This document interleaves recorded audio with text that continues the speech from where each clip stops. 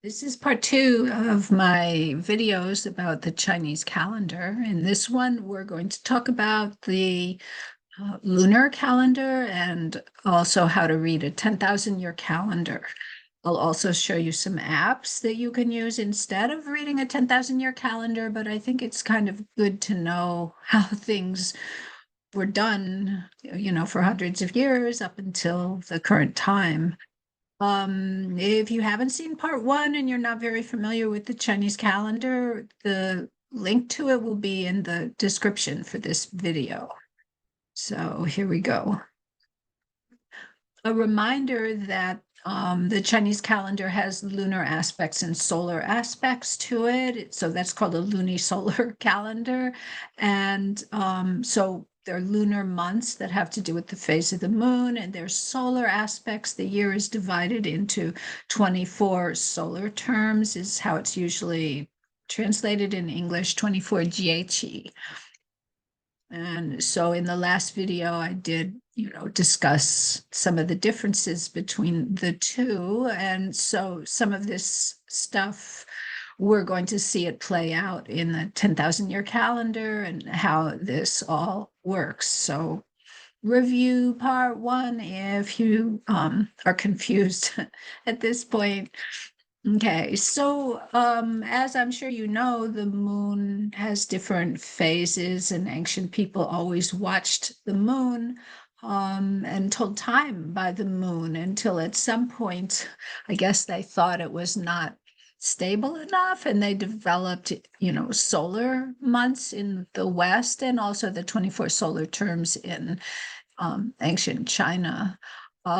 Just to make sure we understand.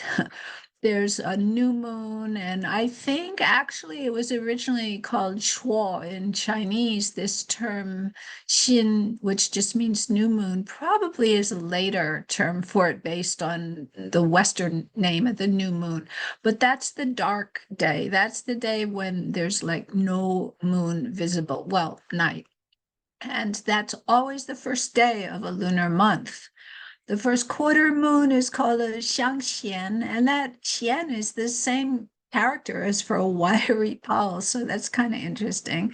You can see, though, it's straight edge. Maybe that is what has to do with it. And that will occur on the seventh or eighth day of the lunar month. It just depends. The full moon day, though, is always the 15th day of the lunar month. And originally that was called Wang, but I think, again, just like Xin for new, maybe came from the West. Man for full also is similar. And then the last quarter is the xiaxian. So it's that same word for straight edge that we saw for the first quarter. There's also a specific day for the very last day of the lunar month. It's called Hui, which is the 29th day in a short month or the 30th day in a long month. I'll explain short and long months in a minute.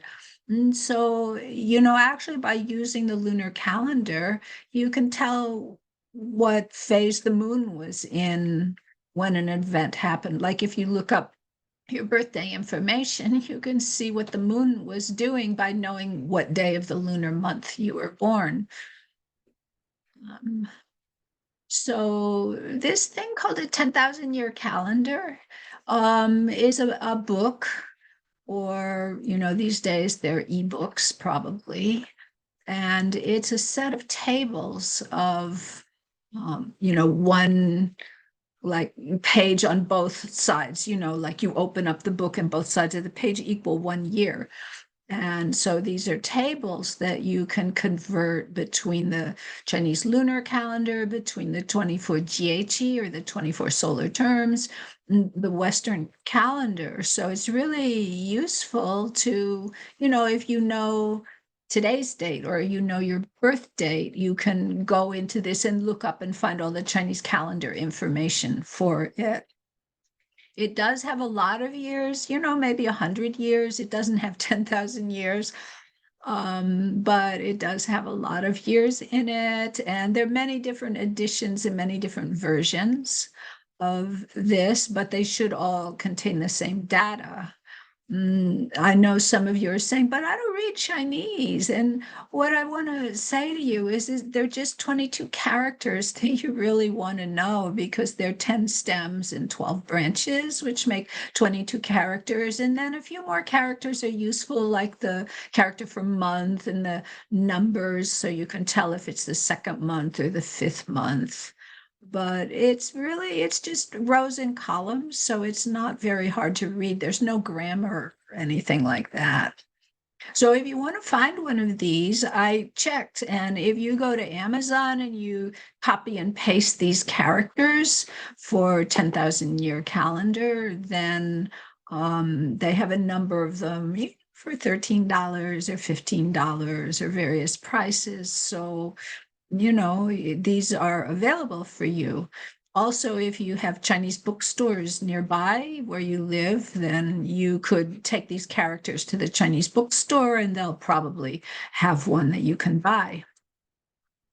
So here's what a set of pages look like. This one, by the way, was the first one I ever got. I actually have quite a few of them. This is the first one I ever got, so it's kind of ratty. I got it sometime in the 1990s, and yeah, it's been well used. So here you can see this center, where the two pages open up, and this is one whole year. The first thing you have to figure out is the orientation. This one happens to start on the right and move towards the left because that was the traditional way. But most of them seem to start on the left and move towards the right, which is the way we write in English. So this one is a little bit backwards for some of you, but it works. So the first column that's surrounded in this yellowish color is the year. The second set of rows describe things about the month. The third set of rows describe things about the 24 solar terms.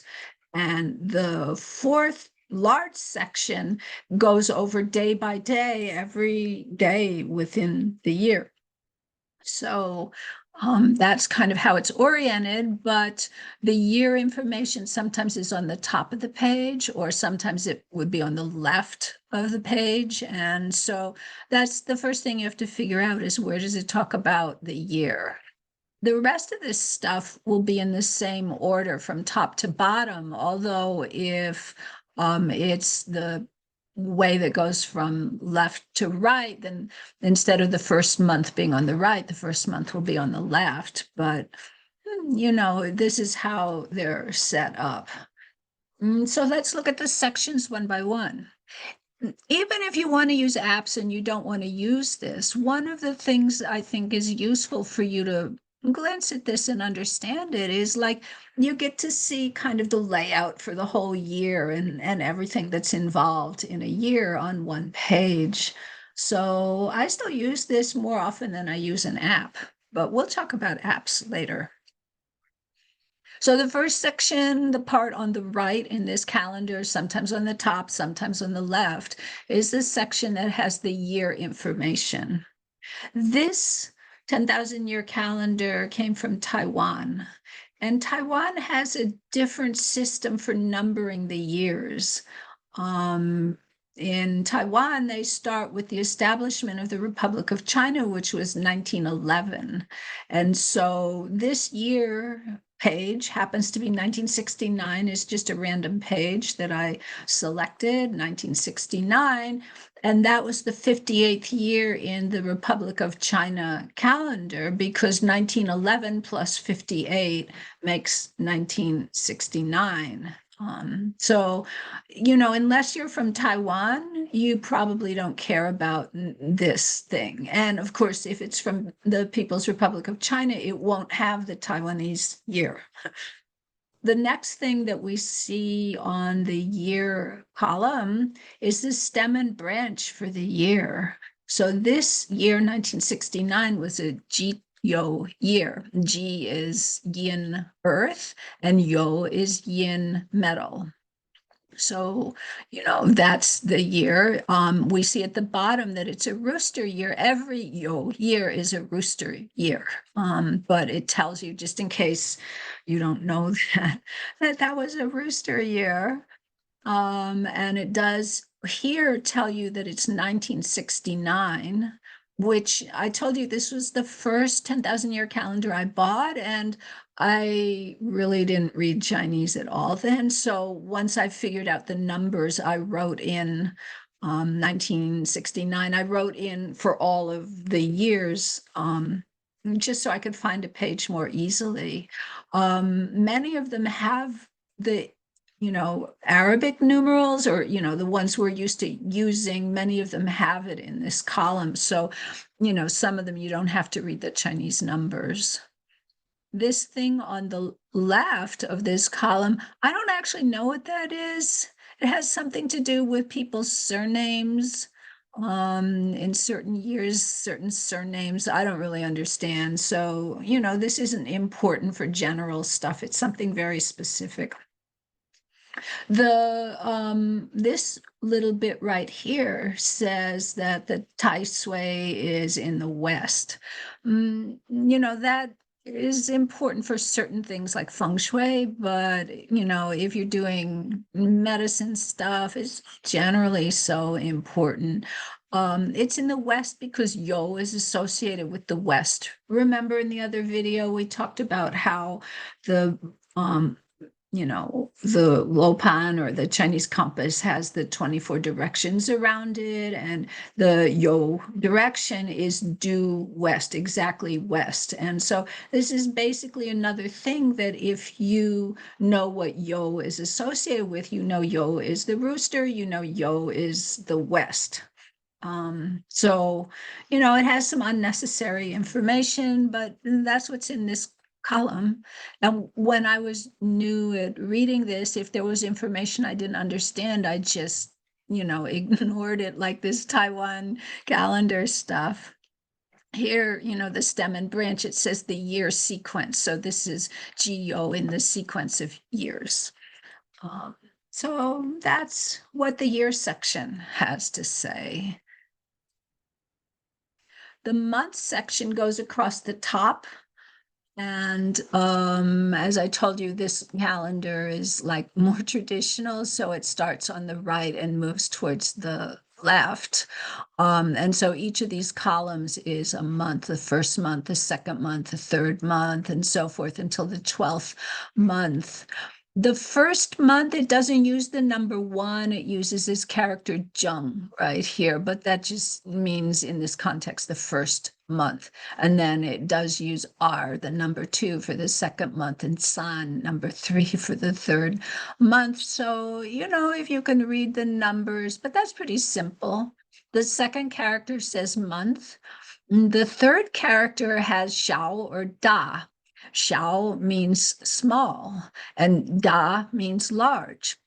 So what that has to do with is that some lunar months are 29 days and other lunar months are 30 days. So a small month is 29 days and a large month is 30 days. And so this is just telling you if it's a 29 or a 30-day month. And we'll again see that information down at the bottom of the day part of it. So what are these other rows? The top row here is the month number. The middle row here is the stem and branch for that particular month. So in the first month, it's a Bing Yin month. Bing is the stem and Yin is the branch. The second month is a Ding Mao month. Ding is the stem and Mao is the branch. And if you can read those 22 characters, then, you can get by with this. The third row in this column is the flying star for the month. So flying stars aren't used for medicine very much, but they're important in feng shui and a few other things. There are 9 flying stars. They follow a particular sequence. They have to do with the lo shu and the magic square. And, we really can't get into the details. today because that's more about application, but it's a series of 9 that just repeats. There's a number and then there's a color associated with it. So the first month, the flying star is 8 white, and the second month, the flying star is 7 red. But, that's not important unless you're studying feng shui or something else like that. The next row going across is the big row that in this 10,000 year calendar is all in red. And that has the 24 GHE, or the 24 solar terms. Here it says GHE, and on the other side it also says GHE, which is the solar terms. This is actually really complicated. It took me a long time to figure out how to use this part. And what I suggest is that unless you're good at reading Chinese and figuring this out, it's probably easier to use an app for the solar terms than the calendar. Although I can do it, but it took me a long time to figure out.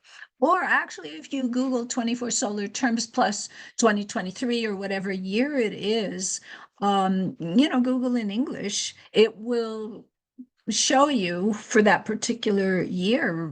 These days, that's on the internet. So, you don't really have to use this row, but just a little bit of explanation. The top part above the separation above the space is saying the day of the lunar month. So we can see that this column is in the first lunar month, and this says it's the 3rd day of the first lunar month. And then down below it, it says, and forgive my pronunciation, Yu Shui, which is rainwater, which is the name of one of the, 24 GHE. And then it says it's in the yin hour. Remember, there's zhou yin mao. It's like, what would that be? 1 to 3? No, 3 to 5, 1 to 3, 1 to 3 in the morning, is the yin hour. Wait, it's till 1. No, so it's 3 to 5. Sorry. 3 to 5 in the morning is the yin hour. And then it has a specific time in the Western clock. It says 3:55 a.m. So this rainwater solar term occurs on the 3rd day of the lunar month at 3:55 a.m. is when the transition happens. Each of these months has 2 solar terms in it. Because remember, the solar terms are like 15 days. So most months will have 2 solar terms within it. Occasionally there'll just be 1 solar term, but usually there are 2 in each month. And so that's kind of the idea. I'll show you again when we put the whole page back together. But yeah, that part is a little complicated to figure out. Here's the day section. And so we've got a number of things going on here. This column at the far right and also the same column at the far left is the day of the lunar month. So this is saying 1st day, 2nd day, 3rd day, 4th day, 5th day, and on down until 30 days. Okay, and so even if you can't read all the numbers, you could still count down and see what day of the lunar month it is. The next column has the stem and the branch. Oh, the stem is on the right and the branch is on the left because this is doing it the traditional way. So this is the stem and branch for each day. And then to the left of that is the date in the Western calendar. So 2/17 means February 17th. Just pick a random one. 4/26 means April 26th in the Western calendar. And so if I want to know, for example, March 1st, what's the stem and branch for March 1st of this particular year? I can see it's Yi Hai, because I can read that. And eventually, hopefully you can read that too. So that's, each column is a month. So this first column is the first month. The second column are days within the second lunar month. You can see down here at the bottom that some months are 29 days long and other months are 30 days long. That's the large month and the small month thing that we saw before. So it tells you up here, large or small month, and then down at the bottom, you can even see for yourself if it's a large or small month. For whatever reason, this calendar made Sundays red. So all these red days are Sundays. But that's actually, helpful. You could, if you wanted to know about February 26th, you could see Sunday, Monday, Tuesday. Oh, it's a Wednesday. So, there's a lot of information in here. Yeah, I'm going to tell you some more stuff about this on a different slide. Let's see. So here's some notes. Here I've got the whole thing from top to bottom, but only the first 2 months because, there's just not enough space to write on the page if I have all 12 months in. So this is the year column, number 1. And then row 2 is the month row, and row 3 is the 24 GHE row or solar terms, and the set of cells in the fourth area are the day stuff. So basically, this is still 1969. It's still the same year. And we've got the first month and the second month. So Lunar New Year in 1969 was February 17th. Because it's the first day of the first lunar month. You can see it's first day and first month. So that's Lunar New Year. February 17th, Lunar New Year Day, and also in this, we can see March 18th. Those are new moon days because the first day of the month is always a new moon day in 1969. And then if we go down and find the 15th day, which is right here, the 15th day of the month, that's always going to be the full moon day. So we can see that in 1969, March 3rd was a full moon day. And so was April 1st, full moon days, because they're the 15th day of the lunar month. And again, we can see that the first month was a small month because it has 29 days, and up here it says small. And we can see that the second month was a large month. It says so up here, and down at the bottom, you can see it is 30 days. So some information is kind of given twice. Let's look at the last couple months of this year, 1969. Here's the 11th month and the 12th month. And again, we've got the month row, we've got the 24 GHE row, and we've got the day set of cells. So the 11th month, let's say if we want to know the stem and branch of the 11th month, we can look here and see, Bing Zi is the 11th month stem and branch. Or if we wanted to know the 12th month stem and branch, and we look here, it's Ding Chou. So yeah, you have to learn to read those 22 characters, but it's not that hard. It's just rows and columns, as I've said. If we care about the flying star, we can see that the 11th month is 7 red and that the 12th month is 6 white. Mostly we don't care unless we're doing feng shui. Okay, let's look at the 24 GHE. Let's say you wanted to know when is the winter solstice in this particular year. Winter solstice is Dongzhi. Okay, these 2 characters. And if we look, we can see those same 2 characters right here in the JQi row, Dongzhi, which means winter solstice.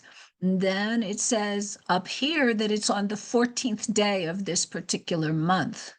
So if we look here, this one says 14, and we go across and it says 12/22. So December 22nd of 1969 is the winter solstice. I know I'm talking fast, but you can, watch it again if you need to. Yeah. And I'll make the like slideshow handouts available too. Okay. So that's, we can even do a little bit more than that. Sorry. So we see the 14th day of this lunar month, which is December 22, is the winter solstice. And it says that the moment the winter solstice happens is in the Chen hour, which is 7 to 9. Yeah, 7 to 9 a.m.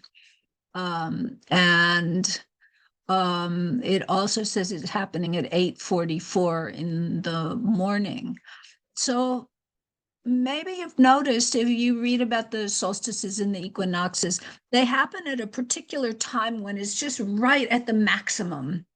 And so this is the particular time at the maximum, but I'm pretty sure this is Beijing time it's talking about. And so actually, if you really care about the precise moment, you would have to translate that into your time zone.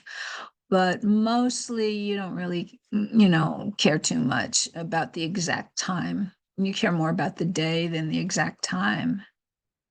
Also, if we look over in the 12th month, the first day of spring is called Li Chun. It's another one of the 24 Jieqi.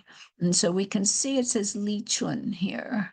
And it says 28th day. So we go down near the bottom and we find the 28th day. That's February 4th. So February 4th, but now we've gone into this was a 1969 page, but remember, Lunar New Year doesn't happen on January 1st. It goes into the next year. So even though this is a 1969 page, it's 1970 by the time you get to February 4th. And so then February 4th, 1970 is the first day of spring in this particular year. It also tells us it happens in the Wei hour, which the exact time would be 1:46 p.m. is what it says over there. So that's the blue stuff because I'm talking about the 24 JHs. So that's the blue stuff. Now I'm going to talk about some of the day stuff. Again, we can see the 11th month, it says large, and we look at the bottom and it has 30 days. And the 12th month, it says small, and we look at the bottom and it has 29 days. That's not really significant in terms of the chi or anything like that, but I'm just explaining what's on this calendar. And then if I pick a random day just to like go over all the information you can have, so I picked December 17th as a random day. And we can see that it's the 9th day. If we follow this over, we can see it says initial 9, or we could count from the top 1, 2, 3, 4, 5, 6, 7, 8. It's the 9th day of the 11th lunar month. And we can see it's a Wednesday because remember, red is Sunday, Monday, Tuesday, it's a Wednesday. And we can see its stem and branch are Bing Yin. So, that's a lot of information about the day that's contained in this 10,000 year calendar. While I remember, I want to tell you something to avoid confusion. A lot of times people, when they're talking about the Chinese calendar, if it's the 11th lunar month, they'll say November. But actually, the 11th lunar month you can see here is in our Western December and into January. So if somebody says November, you don't know, are they talking about the Western calendar or are they talking about the 11th lunar month? And so because of that, I always use November, December, January, February for the Western month, but I use first month, second month, third month for the lunar month. And that way, when I talk, I have different terms for the lunar month and the solar month, and then it's more clear and there's no confusion. Does November mean 11th month or does November mean our November, Western November.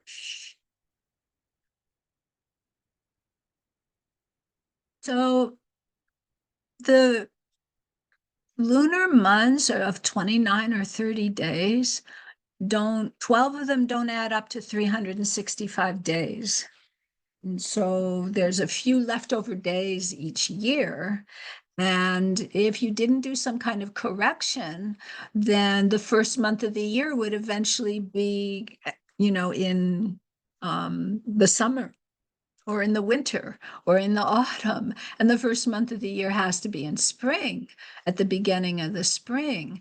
So there has to be a correction for the lunar month, for the lunar calendar. And so there are these things that are called leap months.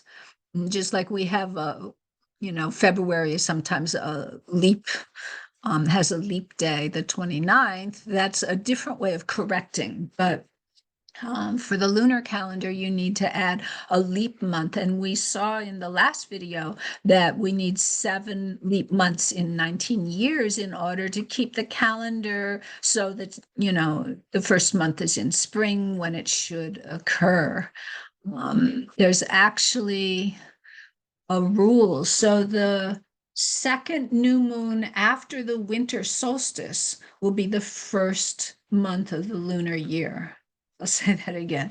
The second new moon after the winter solstice is Chinese Lunar New Year. Excuse me. So to keep the year aligned so that the months happen in their proper seasons, then we add these leap months. If you look at the calendar, you can see there's this one month. This is a different year. This is actually 2023. Okay. And if you look, you can see that there's one column that doesn't have any month, stem, and branch, and it doesn't have any flying star. And actually up here, it says like the leap second month. Here is the first month, here's the second month, and here it says leap second month. And there's no new stem and branch, there's no new flying star. And it also messes with having 2 GHE in each column. There's only one of the 24 GHE in that column. So this, though, has to be done because the spring equinox always has to be in the second month. And the summer solstice always has to be in the 5th month. And the autumn equinox always has to be in the 8th month. The winter solstice always has to be in the 11th month. So those 4 months, the 2nd, 5th, 8th, and 11th month, do not ever become they're not, the leap month has to be put so that it's hard to explain. Maybe it's hard to understand, but the leap month has to be placed so that these solstices and equinoxes occur in their proper time. It can't just be put the leap month randomly anywhere you want.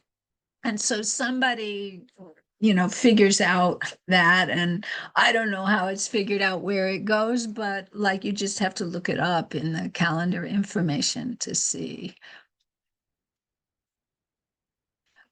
So yeah, this is 2023, and here's like the leap month, no stem and branch listed for the leap month.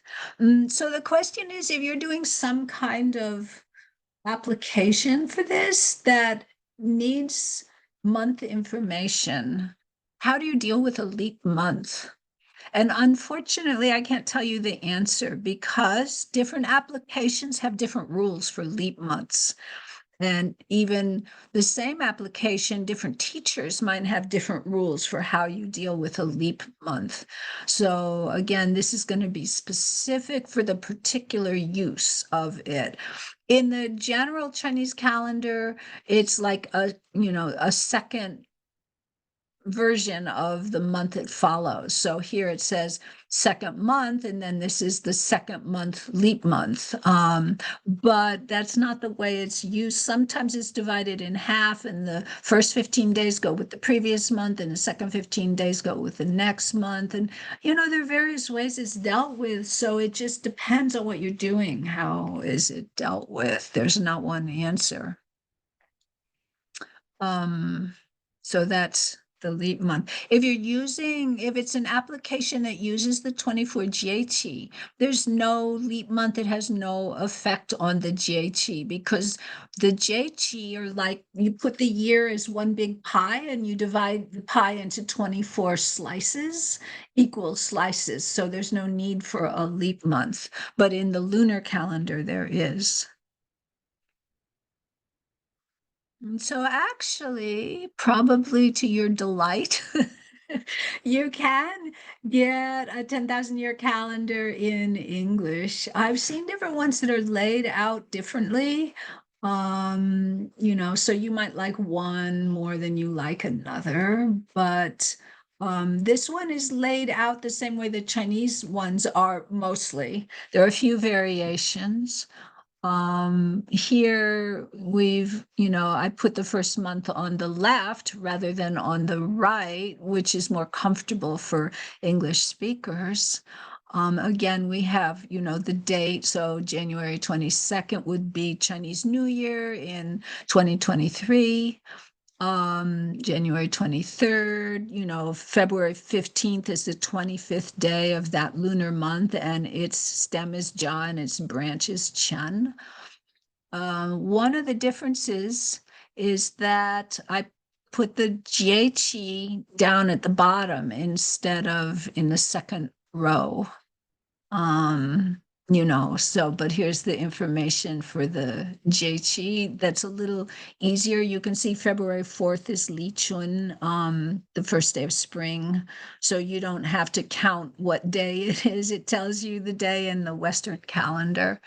Here's the leap month. And again, we can see there's no stem and branch for the leap month, and there's no GHE information. And in this particular, because the GHE just fall outside of that month, and there's no flying star for that month. So this is, 2023, which is in a couple, like this is the beginning of January. And so in a couple of weeks, this will be the calendar for the current year. But of course, if you watch this video a year later, then this calendar will be done.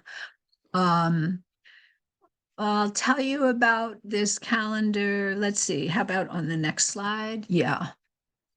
In case you don't want to use a Chinese 10,000 year calendar, but I'm telling you, you're cool if you know how to use a Chinese 10,000 year calendar. There are alternatives.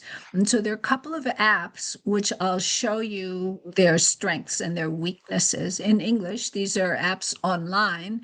Um, Calendar converters online. You can just look up Chinese calendar converter and you'll find some of them and you'll like some better than others. But none of them that I've found have all the information that a 10,000 year calendar has. However, depending on what you're trying to do, you don't need everything from a 10,000 year calendar. So most of the time you can make do with these online apps. On my phone, so I'll show you those in a minute, but let me finish what's on this slide. On my phone, I use a Chinese app. Sorry, if I have an option, for the calendar, I'll use a Chinese source. And so it's called in simplified Chinese Wan Nian Li, or 10,000 year calendar. And I couldn't really find like the company name, but if you search an app store for Wan Nian Li, then you can, find one that's probably the same or just as good. And then on the previous slide, I had an English 10,000 year calendar. I actually made that for my feng shui teacher, like, I don't know, more than a decade ago.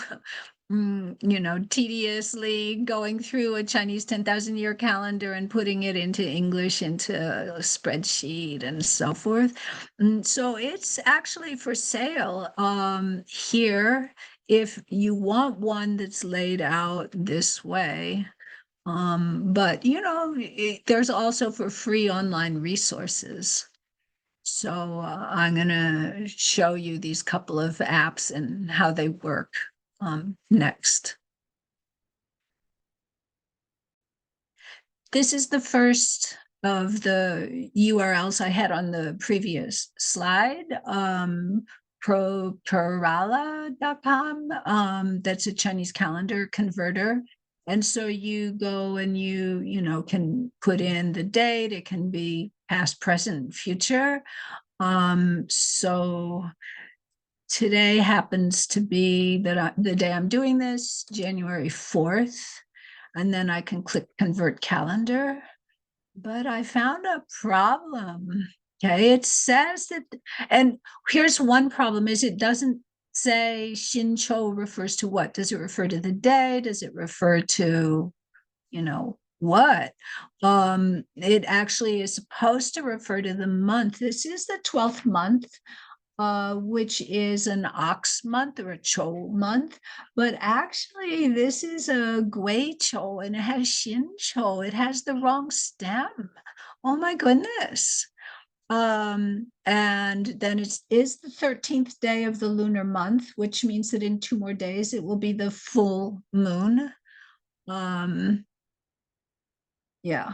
Yeah, I'm just looking at my 10,000 year calendar at the same time. And we don't care what this is supposed to be the year in the Chinese calendar. We don't care about that. That won't make any difference for acupuncture or herbs or astrology, or that is meaningless as far as we're concerned.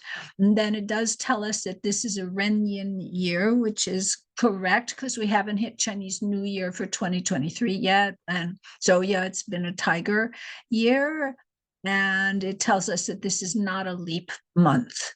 Then you could go back and do some other it has some other stuff down here, which is not important for anything I do, but there's that information. But the fact that it has the wrong month information could be a problem. It has the wrong stem for the month. Huh. Okay, so for the second one that was on the previous slide is this one. And for the URL, if you want a different year, you put in the year right there to get the URL, to get the year that you want. And then here's the first few months of the year. You can click forward to a future month if you want. And again, if we click on today, it gives us information. It does have some stuff that you find in Chinese almanacs, like what are good things to do today and what are things that you should avoid. Although different people have different calculation methods. So if you get a bunch of different almanacs, they may say different things for different days.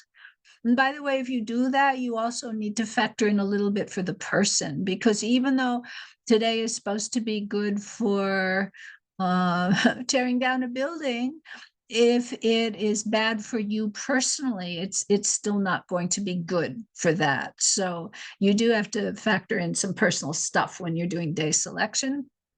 Okay, so it says today is January 4th, a Wednesday. And here it does that thing that I hate. It says December 13th, 2022 is the lunar date, where I wish it would say 12th month, 13th day of 12th month, because December is confusing. It's January, but if we say it's the 12th lunar month, then that makes sense. Yeah, it's the 13th day, and it hasn't been Chinese New Year's yet. So even though you and I call it 2023, it's still in the Chinese calendar the previous year. And then it says it's a Renchu day. Let me just double check. Yes, that's what my calendar says. And it's a Renyin year, a tiger year. Yes, that's what my calendar says. But it says it's a Renzi month. And actually, if you're looking at the lunar calendar, then it's a Guichou month. But what they did is they're using the 24 Jieqi to determine the month, not the lunar calendar to determine the month. And so, this is, if you don't double check it, you're not, if you need to know what month it is, it's not, may not be telling you what you need to know if you want the lunar calendar. It does, It doesn't tell you this is the 12th month. It says December, but you have to figure out, oh yeah, that means the 12th month. So I haven't found one of these in English that I really like and that's laid out the way I want it. But oh, look down here, you've got like other years. It's convenient. Um, so you have to be a little careful using these things to make sure that they're giving you the information you want. That's one reason I like the 10,000 year calendar. And my Chinese app on my phone seems to give me the information that I want. But I have a little bit of mistrust for these English sites. So in any case, you can look, and what I suggest is that you find a way to verify if you find a different calendar converter to make sure that it is giving you the information that you want clearly. I think really it should have, like, it should label things, lunar month, and give you the month number and the stem and branch. JT month, solar month. Remember we saw in the previous video, you can put two JT together to make kind of a solar month. Day of the lunar month, stem and branch for the month, and so forth. I wish it would clearly label everything so you don't have to kind of make sure you're reading it correctly.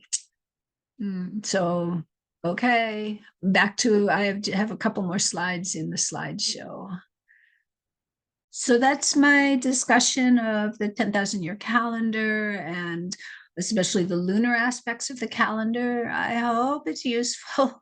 So in conclusion, I want to say all of these things, the stems and branches, the 24 solar terms, the lunar calendar, it's like a deck of cards. There are many games you can play with cards. You can play solitaire, you can play poker, you can play bridge, you can play hearts, you can play so many different games, and each game has its own rules. Is ace high or is ace low?